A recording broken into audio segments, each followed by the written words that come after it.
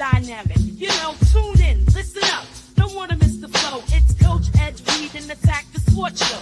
From the courts to the field, he's got the stats. Dropping knowledge is where the real fans at.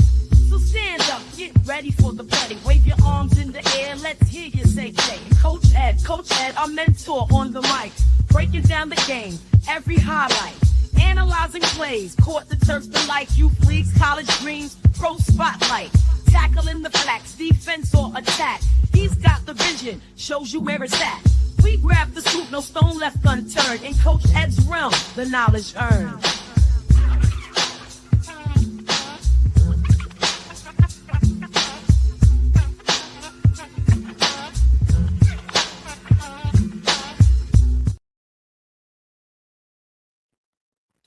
Peace and blessings, everyone. It's me, Coach Edd, here with another episode of the Reading Attack Sports Show, my baby.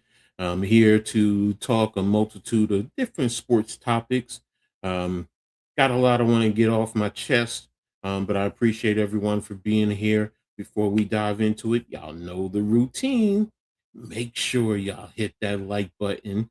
Make sure you hit it for Coach Edd Sports, the Aboriginal Sports Network, and the Hardcore Sports Network. All that information is there in the description on YouTube.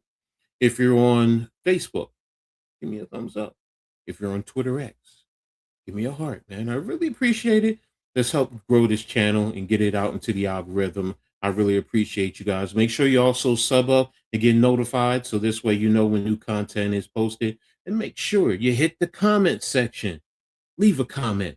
All right. So going to get into some topics here. As the thumbnail said, I'm going to get into NBA, WNBA, college, even the Brendan Sorsby. But before I do that, some things that I saw today that I wanted to touch base first and foremost. First and foremost, praying for former NFL running back Chris Johnson and his family. If you didn't see it, he released on Good Morning America about his fight with ALS. I'm going to do it quick. I mean, it's a little bit detailed. I don't want to say detailed.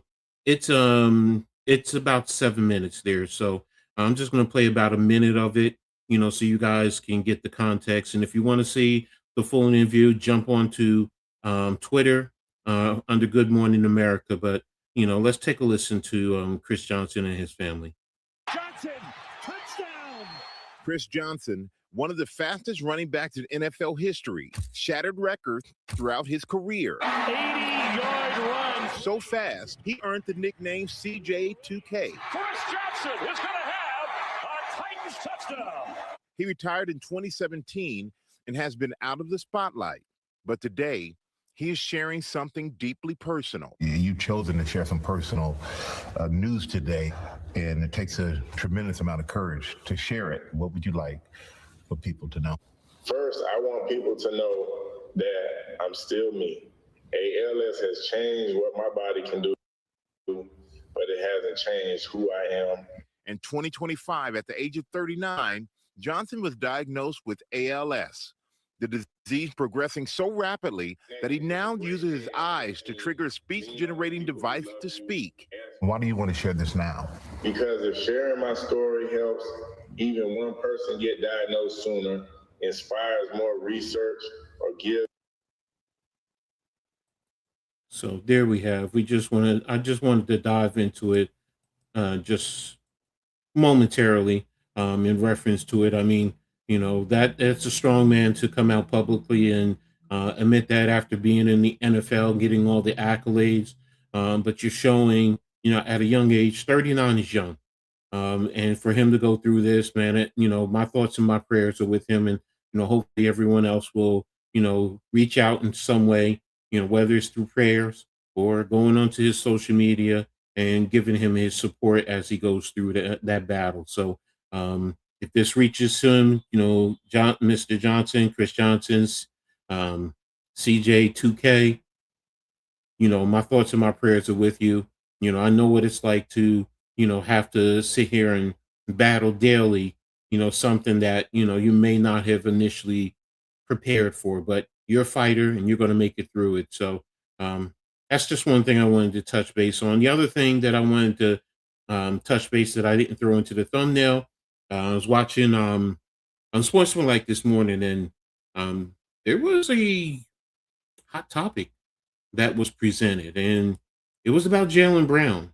And there's a article, I'm going to pull it up so you guys can, see and listen to what was said. It was from Bobby Marks. It says that there's an analytic debate that, if he's traded, he'll be the 7th best player on a team. And I'm like, what? Are y'all smoking something? But this goes into my debate and my issue with analytics. But before I do that, again, like I said, I want to play the clip for you guys so you guys get the full gist of what is being said, and you can make an informed decision yourself in reference to it. So let me see if I can bring it up. Here it is. And yeah, this is the clip. So we're going to go ahead and we're going to listen to it in full. Of Jaylen Brown is not good. There's mixed feelings about him when you talk to teams. The analytics of Jaylen Brown is not good. I'm more of an eye test guy. There are some people out there that look at that a little bit more deeper than what the eye test says. I had one, not an executive, but an analytics guy saying, well, yeah, we view him as like the 7th best player on a team. I was like, holy crap. Oh my God. I get it. There's a rule for analytics and stuff, but I guess they call it, I joked, I said, I guess we call that strategy now. We basically changed the word. People got 7th best player on a team. And that's it. I know the guy who's interviewing him is over talking him, but again, I have an issue with that. Look, I'm not a Celtics fan. Anyone knows me knows I'm a Knicks fan. I can't stand the Celtics, but talent is talent. As a coach, that's why I say analytics has its place, but it's not the end all be all. And shout out to Chris Canty, who said the same exact thing that I have been preaching for years. Analytics is not the end all be all, but it seems to be that there are those out there who seem to think analytics are the end all be all. No, as a coach, ultimately, I go off of my eyes and my gut during the course of a game. And if there are those who want to run things based off of analytics, you're fooling yourself, because people are not robots. We're not. Things are going to happen, whether somebody gets hurt during the course of the game or before the game, whatever. They just don't have it in their play that day. There are so many different things that change the dynamics of a game. And when you sit here and you want to try and say numbers are the directive or the reason why you have success or failures in sports, you're fooling yourself. You're fooling yourself. Because I've done it as a coach. I've gone through, developed my game plan, had my strategies all set, and during the course of the game, I noticed something. And you know what? I either took plays out of the playbook, or even so, I even threw some things in. Look, you know what? My receivers are killing them on the outside. You know what? Let's go max protect, double verts on the outside, get outside release and quarterback. If they're playing single high, read the safety, see if he opens up one way or another, put that ball on the outside shoulder of the receiver, because we're cooking those corners. That's something that you don't have in the playbook or your game plan initially, but it's something that you throw in. That's coaching. That's adjusting. And analytics do not give you that. They don't give you the full adjustments. They give you an assistance telling you sometimes this is what teams tend to do in this situation. I get all that. And they're good for that as an assisting tool, but not the end all be all. And I have a problem when you say a man like Jaylen Brown, who's an NBA champion, an NBA Finals MVP. Last year, he led his team. I get all the debate about what he said, but he led Boston last year because everyone thought Boston was going to be on the rebuild. And he led that team to the number 2 seed in the East. I understand how it ended, but that man led that team. He is not the 7th best, or possibly could be because of analytics. he might be the 7th best player on the team. Whoever said that, you must be smoking crack. Because if your analytics said that, the first thing I would have said if it was me, no, this is wrong. This is BS. Because you can look and see, just based off of his game, that this man is not the 7th best. On any team, he would be top 2. Top 2. So to come out and make that statement, it's asinine, it's ludicrous, it's disrespectful. And kudos to, Brown, because, I saw some reports that said he has an issue with that. I have an issue with that. And this is exactly why I have problems with analytics, because those who are not truly invested, casual or low level fans, they just, they just pull up the news and read whatever and they go based off of that. They're going to think that's the truth. They're going to think that's the reality. But no, that's someone skewing the narrative and basing it off of what they think and feel because of some numbers. And most of y'all probably, your book smart, give you that, but you never probably played sports in your life other than in your neighborhood with your friends. But to play true competitive sports, no. To sit here and make a statement like that, that's bull. That's bull. And that's disrespectful to that man. Whether he's a Celtic or not, that's disrespectful to him, and that's disrespectful to the game of basketball. I'm tired of this analytics narrative. Understand what it's used for. It's used as an assisting tool, but it is not the end-all be-all. So that's my rant. That's what I wanted to get off my chest. So from there, I'm going to go ahead and dive into, oops, what happened here? Okay, there we go. Sorry about that. Don't know what happened with my screen, but going to go ahead and get into some NBA talk. Right now, we're starting free agency. There have been some trades, some signings. So I wanted to, dive into some of the topics that are out there. I don't know, here we go. And bring up the NBA and getting a lot of this off of. And first one I wanted to talk about the possibility. The Warriors are eyeing LeBron and AD. Now, Draymond Green, he declined his option to open up the opportunity to see about them going to trade for Anthony Davis and bringing LeBron in, because LeBron has always wanted to play, of course, with Steph. That's one of the things. And if you trade for Anthony Davis, you would basically be giving up Jimmy Butler. So Green went ahead and declined his options yesterday because that was the deadline. And funny thing is, Green, James, and Davis are all represented by the same agent, Rich Paul of Clutch Sports. So makes sense. And it would be interesting. Now, the Lakers, they're still interested in James, but everything that I've seen them do says, because your actions speak louder than words.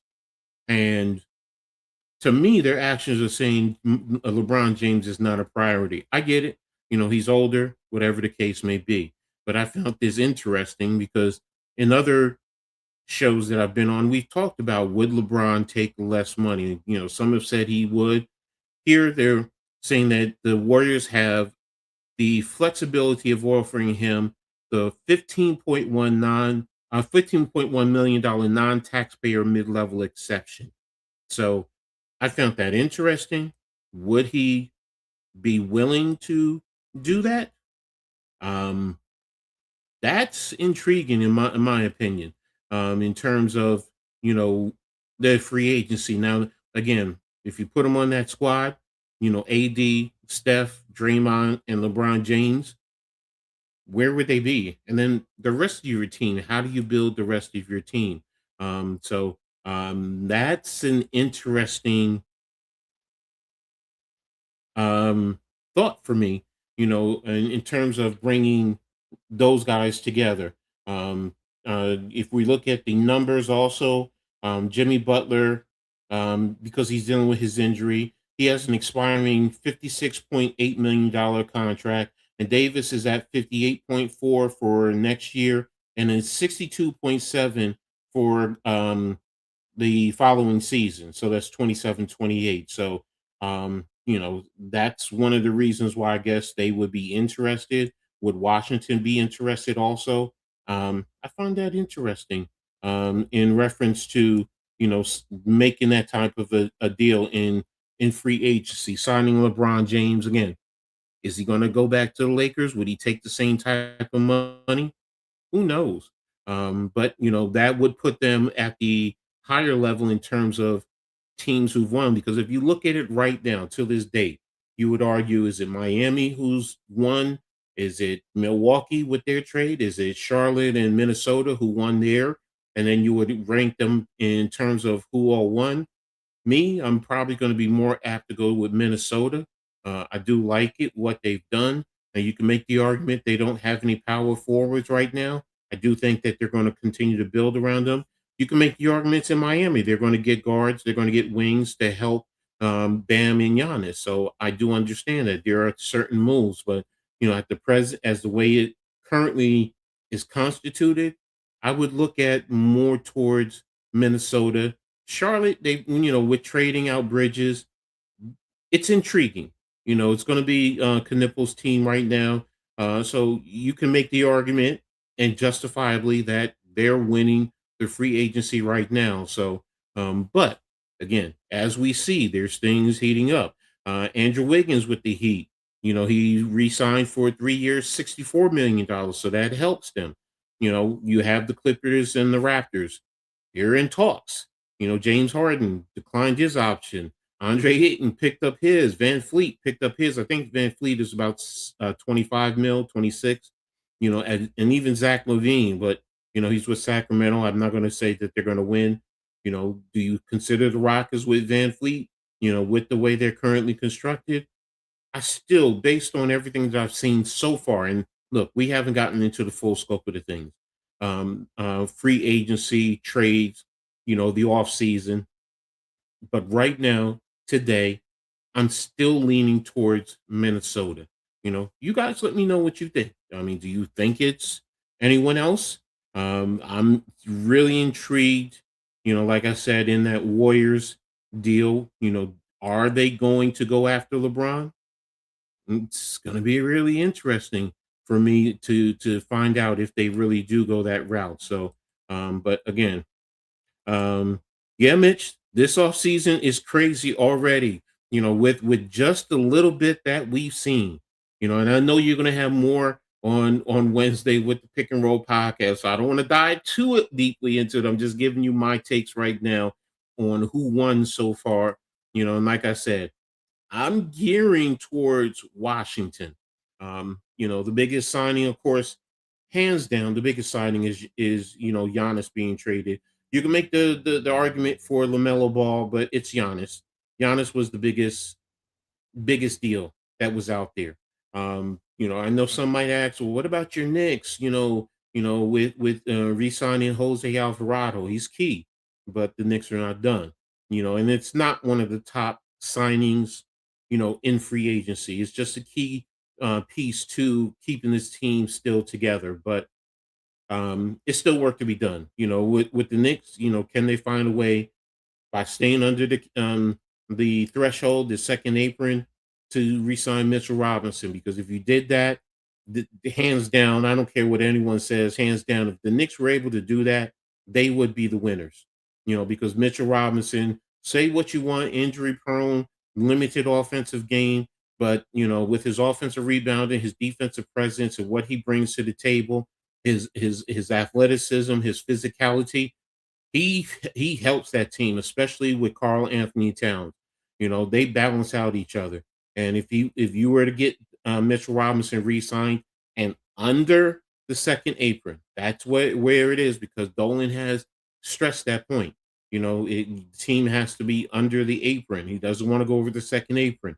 And if you were to get Mitchell Robinson, you've already re-signed Diawara, who I wanted them to sign.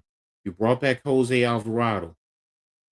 there are going to be key players that you can still fill in. You still have Dottier, on the roster. He's a former first round draft pick. So you have, and you're going to have spots where, at the low level that you can provide um, minimum contracts, maybe to Tim Jemison.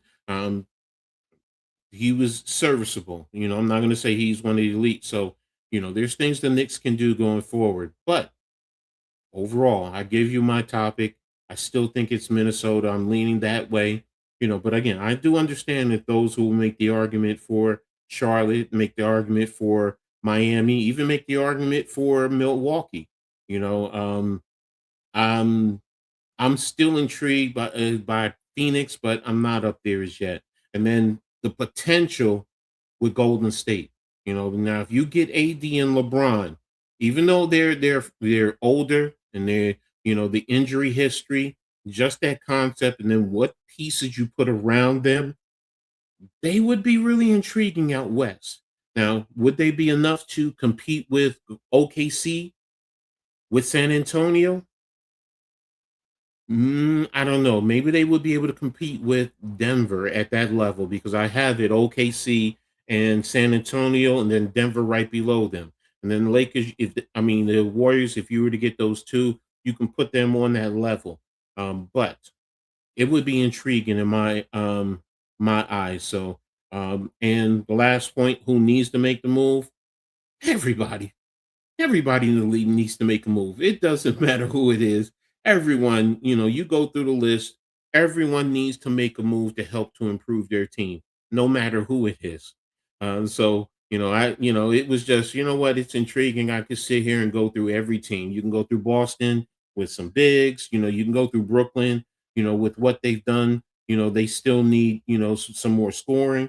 You can go through the Sixers. I've already touched the Knicks. Again, you can go down the list for every team in the league. Everyone needs to make a move just to help their roster. What's up, Nick? Appreciate you being here, man. Thanks a lot for always tapping in.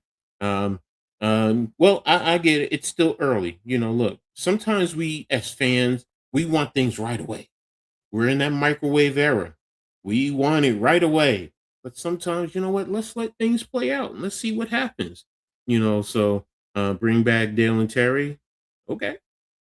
Okay. There you go. That's from a Sixers fan. So, but again, like I said, we can go through everyone. That's why I say everyone in the league who needs to make a move. Everyone.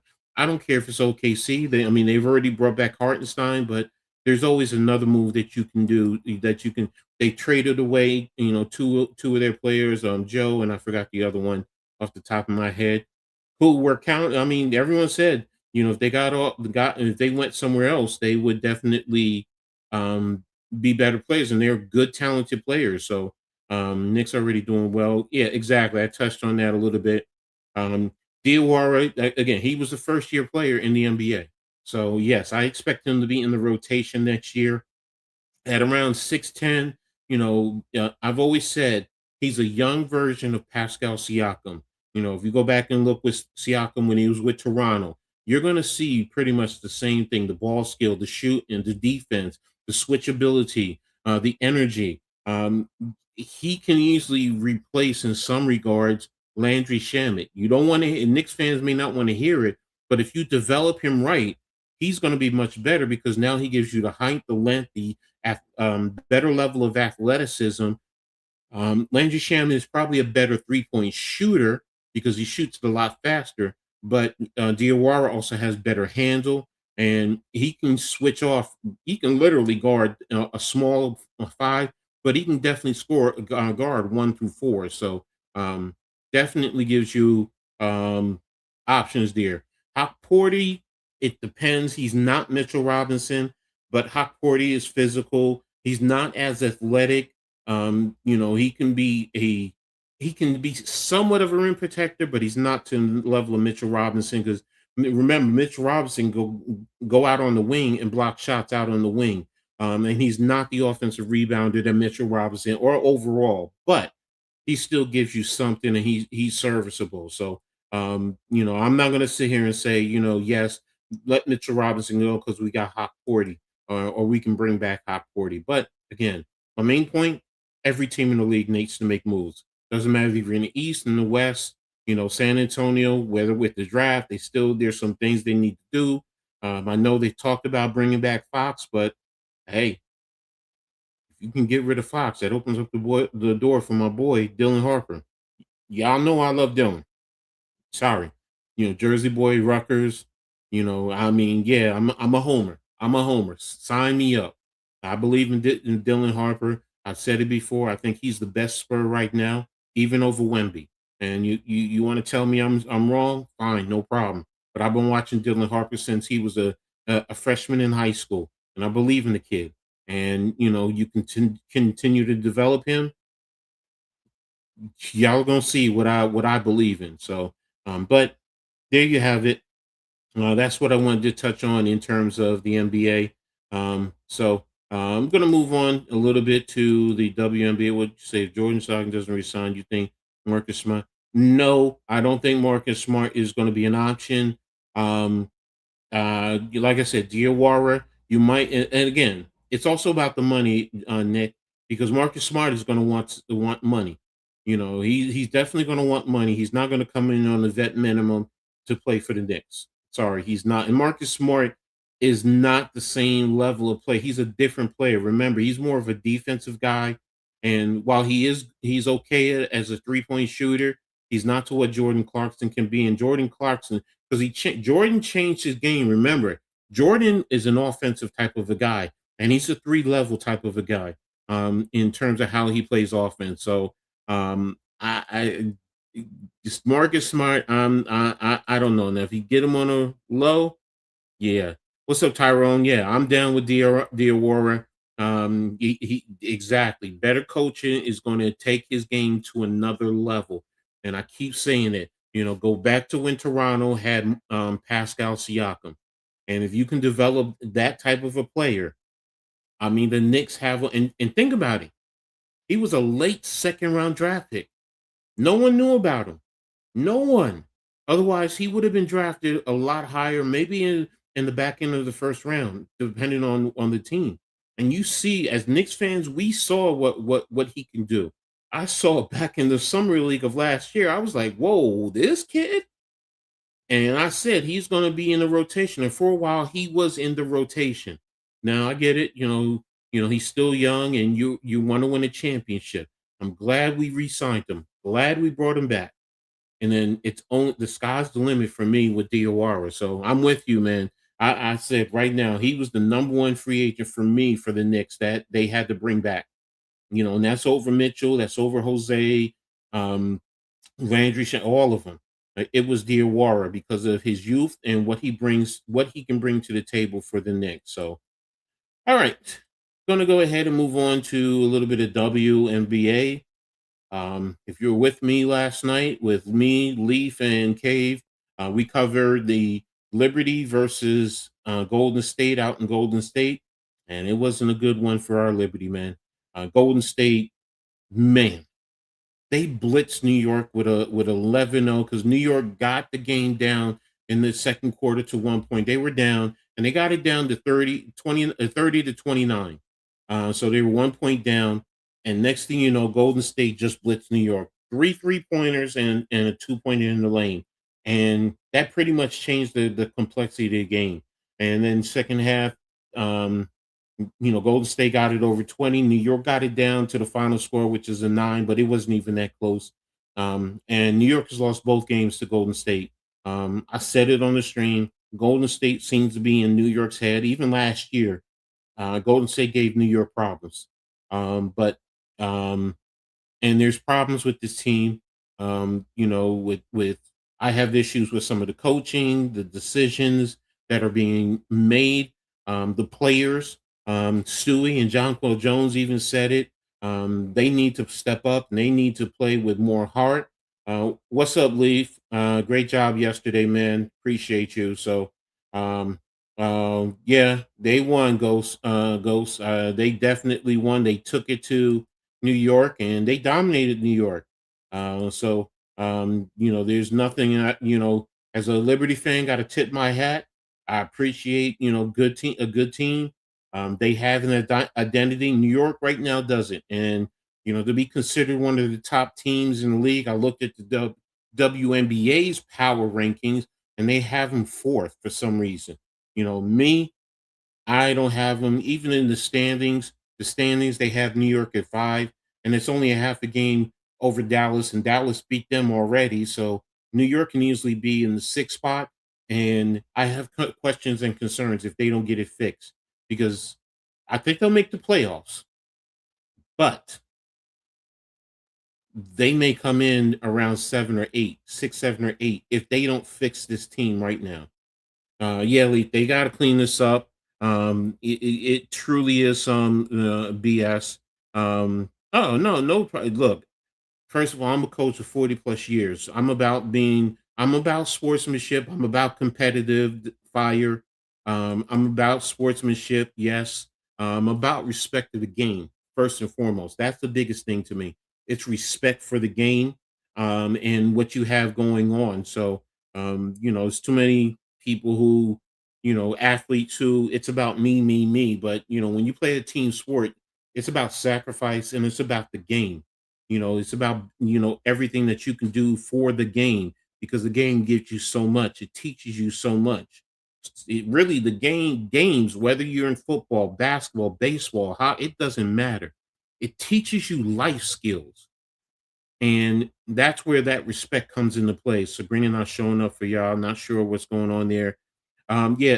She talked about it last night. She said, it's hard for her. She hasn't been out for a whole month. She's had injuries that she's been out for a little while, but being out for a whole month and then trying to come back, figure it out, new coaching staff. Like, there's so many different things. I said it before, Leaf can even tell you yesterday, I kept saying you need to put Jonquel Jones down low and play inside out. And when they started doing that, they started to get into a rhythm, started getting the Valkyries in foul trouble. But the coach just wants to go with this 5 out. I understand, you wanted to go smaller, and Leaf even said it, coach, he was just trying to get some speed and some athleticism, which the Liberty, I'm sorry, they really don't have. They don't.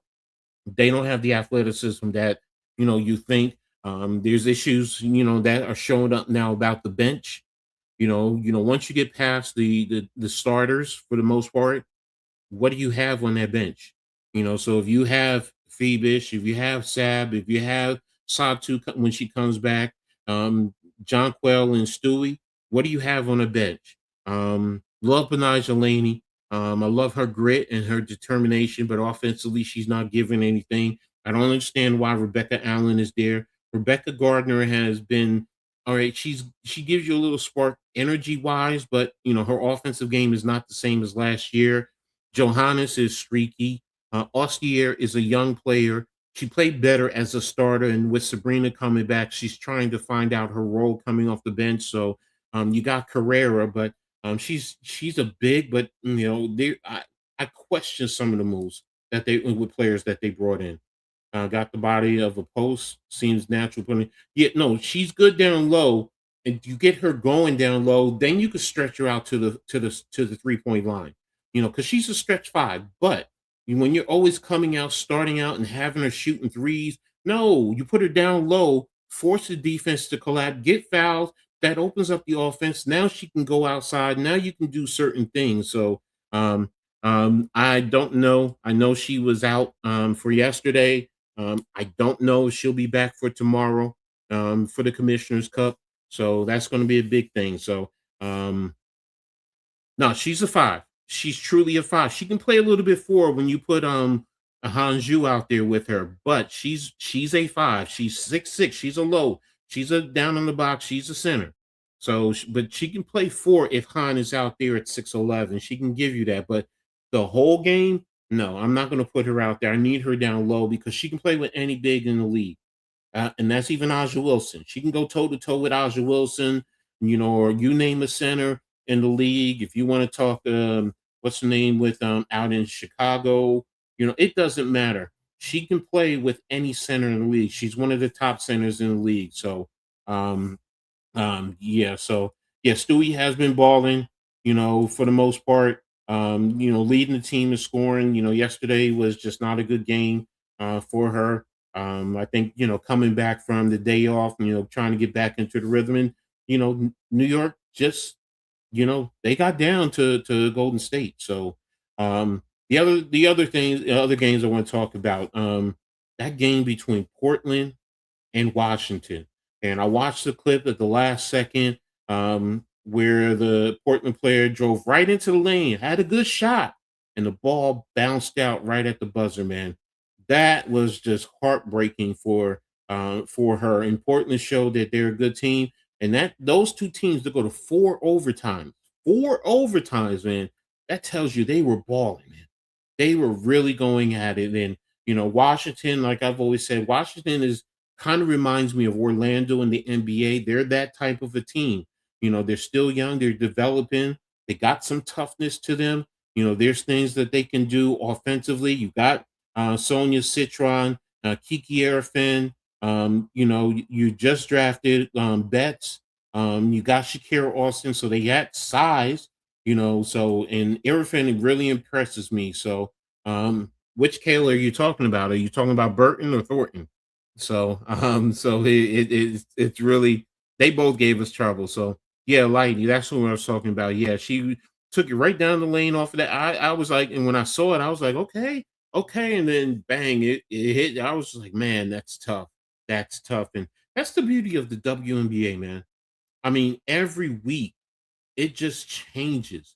Look, I'm being hard on the Liberty, but it could change next week.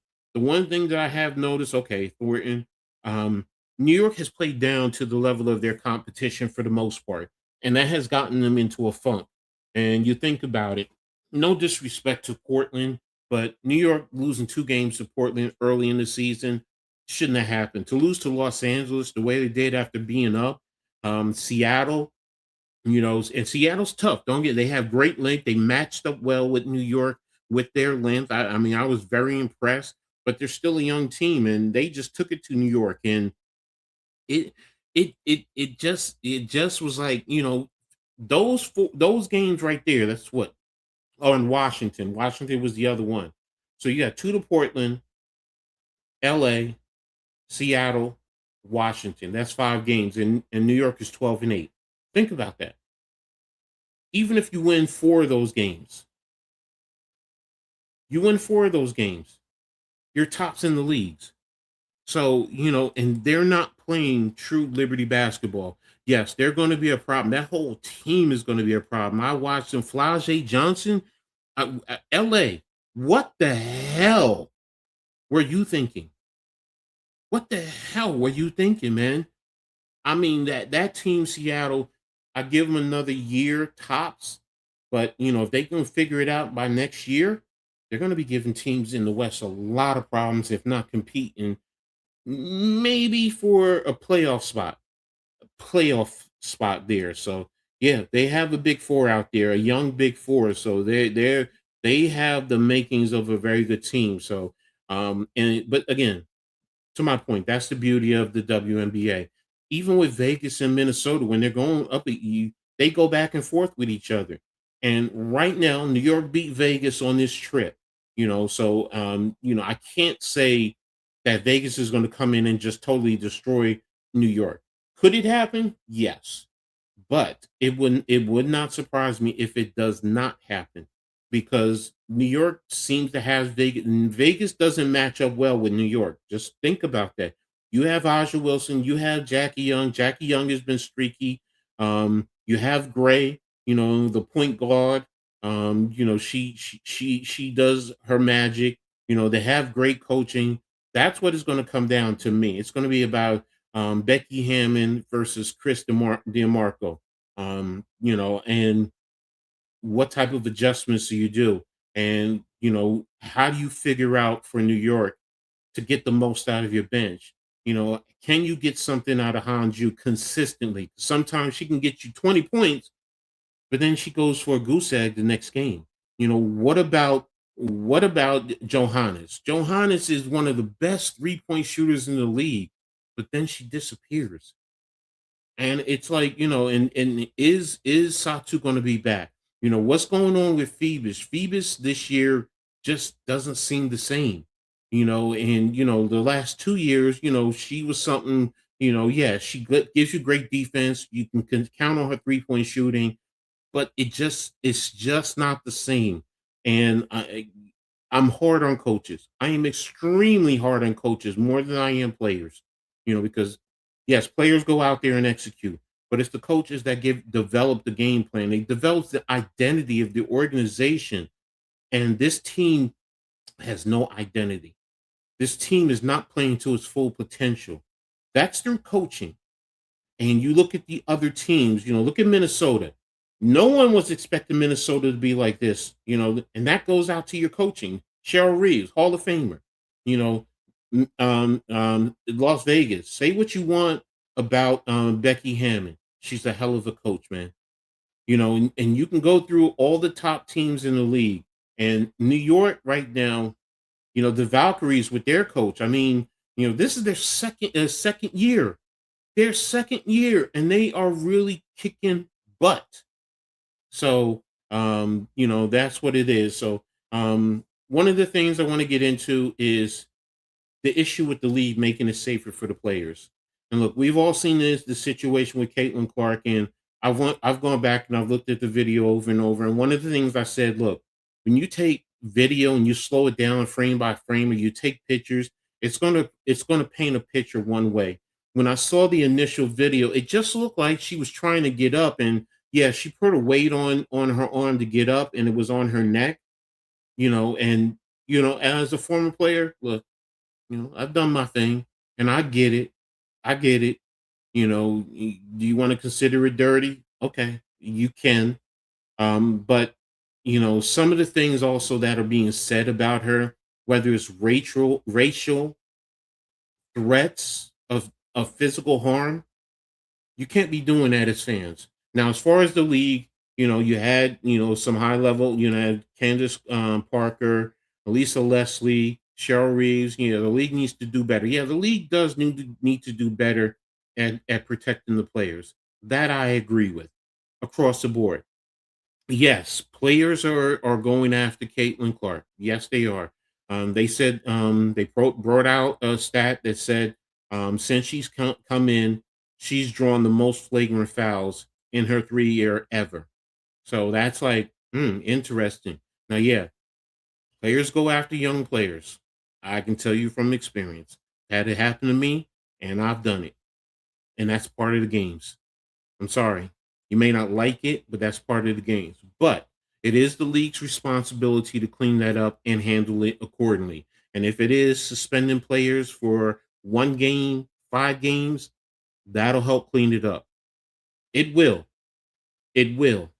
Now, you got to hold all the players accountable, from Caitlin Clark all the way down. It doesn't matter if you're the 12th player on a team. You got to hold them all accountable. And that will clean it up, in my opinion. Start suspending players, because you're taking money out of their pocket now. Don't forget that. You take money from people, the way they act, I don't care if it's in sports or any job in regular life. You get suspended and you lose money, you change, you turn around. You don't like it. You don't like losing that money. You don't like getting fined. Same thing with the players in the league. And that's really what it boils down to. The league needs to step up and do better. Yes, they do. I get they want to, they don't want to damage the brand and what they're putting out there. And I get that. I understand, the full aspect of it. But yeah, you don't want to make it too dirty. Physical is one thing. Dirty physical, no, I don't go for. I go for good, clean physical. And look, I was a dirty player. I ain't gonna lie to you in football. I've done some grimy stuff, and had it done to me too. But you know, never got caught. And with football, it's a little bit different when you're in pileups. But in basketball, yeah, you need to clean it up, and you need, do better as a league. And the last thing, in terms of tomorrow, in terms of the Commissioner Cup, just a little quick. I gave you some of the storylines about the Liberty. Vegas is, playing well. Had a great game yesterday. So they're coming in ready to go. and they want redemption against New York because they already lost in New York the other day last week. So key matchups, you can start with Stewie and you can start with Aja, but it's going to come down to Jonquel Jones. Jonquel is going to have to command the post in a sense, and you're going to need Sabrina to step up, and she has to come out of this funk. If they get going, it helps. Because Jackie Young can get going. She's streaky too, but if she gets going, she yesterday had a great game. So if she gets going, it really changes how their game is played and how you defend them. And then you got Jewel Lloyd coming off the bench, and then Kennedy Carter, who just came back. New York doesn't have anyone to match her in terms of speed. You can't let Kennedy Carter come off of that bench and put up a 20-piece. So those are some of the matchups that I'm going to be looking at. Unfortunately, I'm concerned. I think the scale is tipping towards Vegas. I hope I'm wrong, and I hope New York wins and puts egg all over my face. But right now, what I'm seeing, New York has won one game out of the last 5. It was against Vegas, but you lost one game. You won one game out of 5. And 3 of them were to teams that you should have beaten, or at least been more competitive for the most part. But yes, you should have beaten them. So that's a concern for me going forward. So we'll see what happens. Tap in with me, Cave and Leaf, tomorrow, 6 o'clock. Excuse me, 6 o'clock.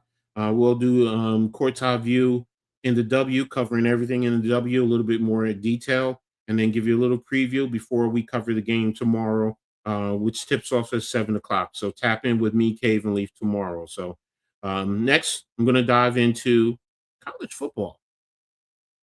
Man, this is interesting. This is really interesting. Which is a better football conference, the Big Ten or the SEC? I'm a Big Ten fan. Those of you who don't know, the school I root for wholeheartedly is Rutgers. And, some people look at me, Coach, Rutgers? But, yeah, I've been rooting for Rutgers since the 80s. So they literally in my backyard. So, but I was reading some articles. This was back from April, and it talks about the Big Ten. Let me see something. Hold on. Let me make sure I didn't minimize. All right. So it talks about the Big Ten winning the last 3 national championships. And again, everything is subjective because it depends on how you skew it. It really does. Some people will say because of the last 3 championships, it's the Big Ten. Some people will say it's not. The Big Ten also has access to NIL, so, and it balances everything. But one of the things in reading this article, it says the SEC had 87 total draft selections this year, 20 picks ahead of the 68 for the Big Ten. So some people will skew it and say, well, look, we've had more talent that goes to the NFL. But it says, meanwhile, the Ohio State sent the most players to the NFL, including 4 in the top 11. Sorry. I don't know what happened here.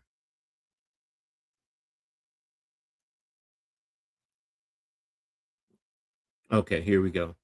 Yeah, they included 4 in the top 11.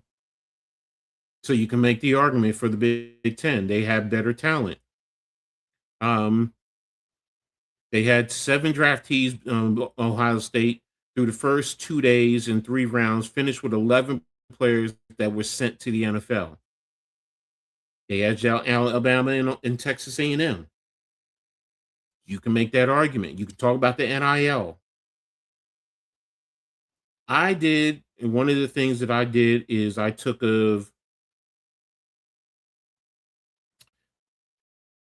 my own little math topic. And,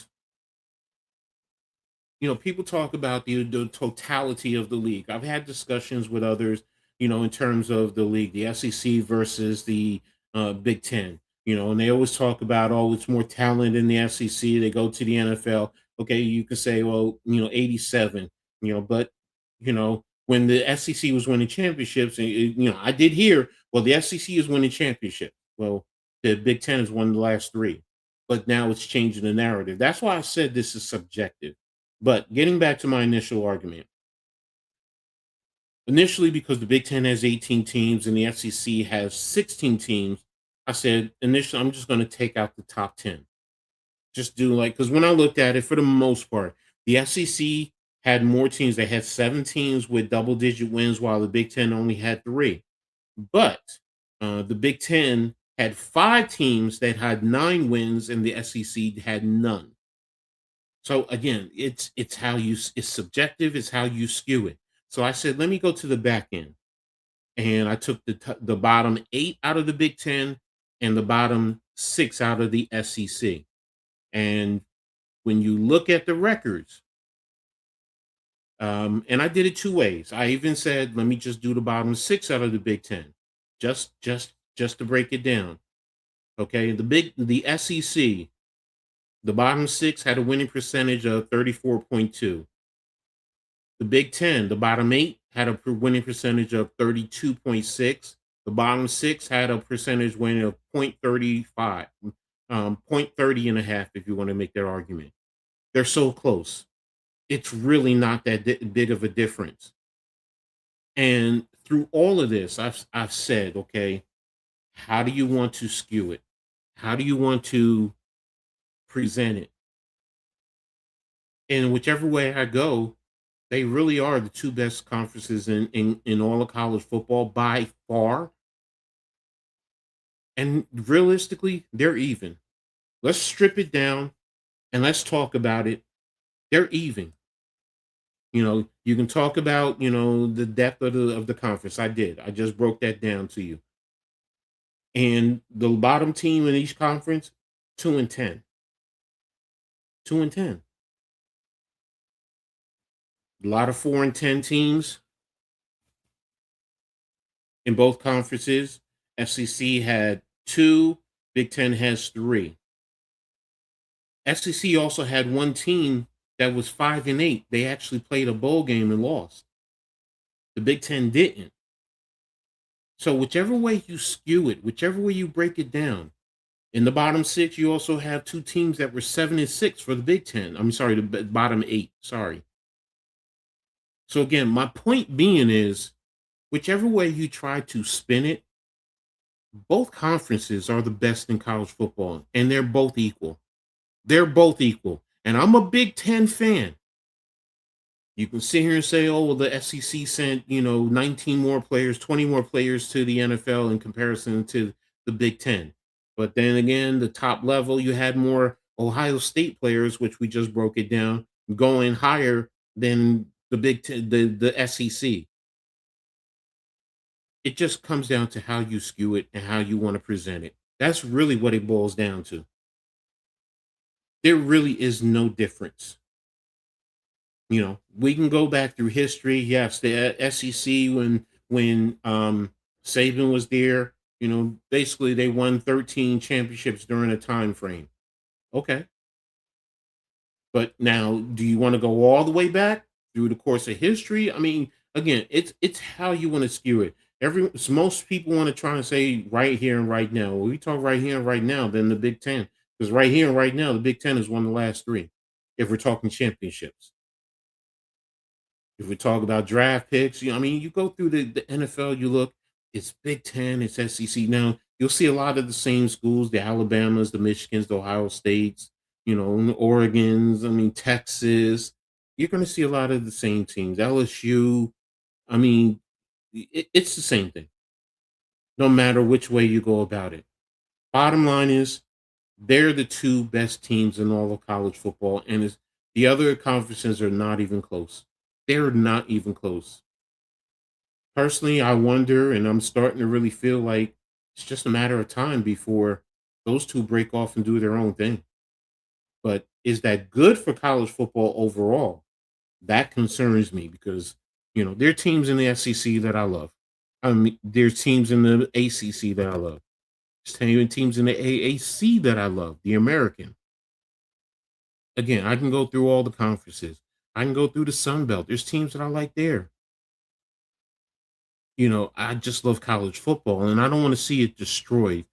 But, hey, money is going to change everything. And right now, the two biggest conferences, the SEC and the Big Ten, far and away are the best. And to me, they're both on the same level. They really are. Top to bottom. They're on the same level. So, last thing I'm going to touch on before I get ready to get out of here is I've touched on it before. Brandon Sorsby. There is no supplemental draft. The NFL said no. Of course, you see what happened in college football. Now the CFL told him no. They don't want any teams to allow him to come in. And, that deals with the gambling, and gambling on your own team, while you're an athlete on that team. Whether you played in the games or not, it's a big no-no. It's a red flag. And look, with some time, the young man deserves a second chance. Yes, he does. Yes, he does. But right now, I get it. I get why the leagues are doing what they're doing. So he needs to focus on getting himself right, man. Don't worry about football. You work out, you do what you need to do overall, but focus on you. Get your addiction, go through the process of bettering yourself overall and get control of your addiction. That's more important than playing football. I know there's money and prestige and all that, but you know what? It's about life. It's about, you as a person. If football is done for you, then it's done for you. I don't believe it is. I believe somewhere down the line, he's going to be given an opportunity, whether it's next year or even a year after next.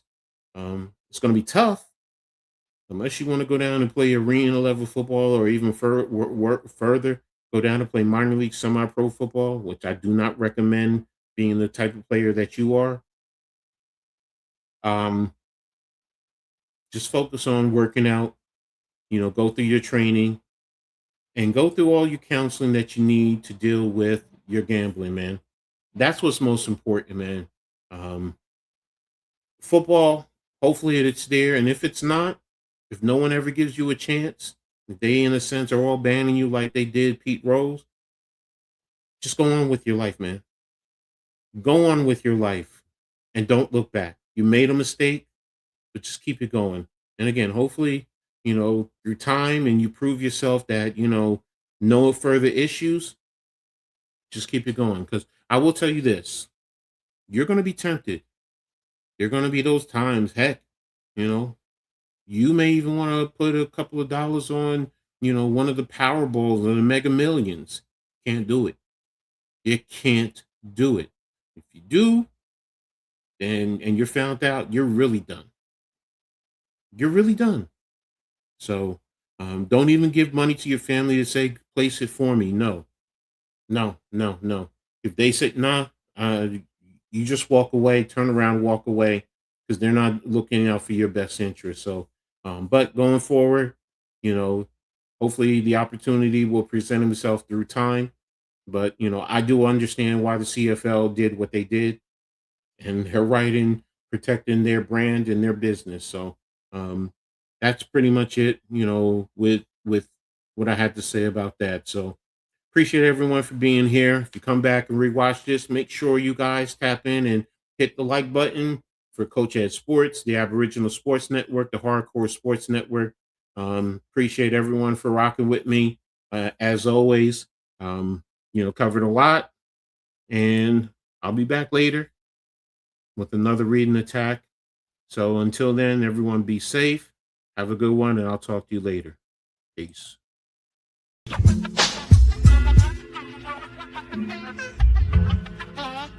Yo, it's Coach Edd. Got the insights, no boats. From the rookies in the youth leagues to the seasoned pros. Ladies ballin', fellas fighting all around the globe. Breaking it down dynamic. Tune in, listen up. Don't wanna miss the flow. It's Coach Edd reading Attack the Sports Show.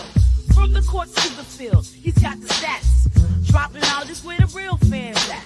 So stand up, get ready for the play. Wave your arms in the air, let's hear you say K. Coach Edd, our mentor on the mic. Breaking down the game, every highlight. Analyzing plays, court the turf the like. Youth leagues, college dreams, pro spotlight. Tackling the flats, defense or attack. He's got the vision, shows you where it's at. We grab the scoop, no stone left unturned. In Coach Edd's realm, the knowledge earned.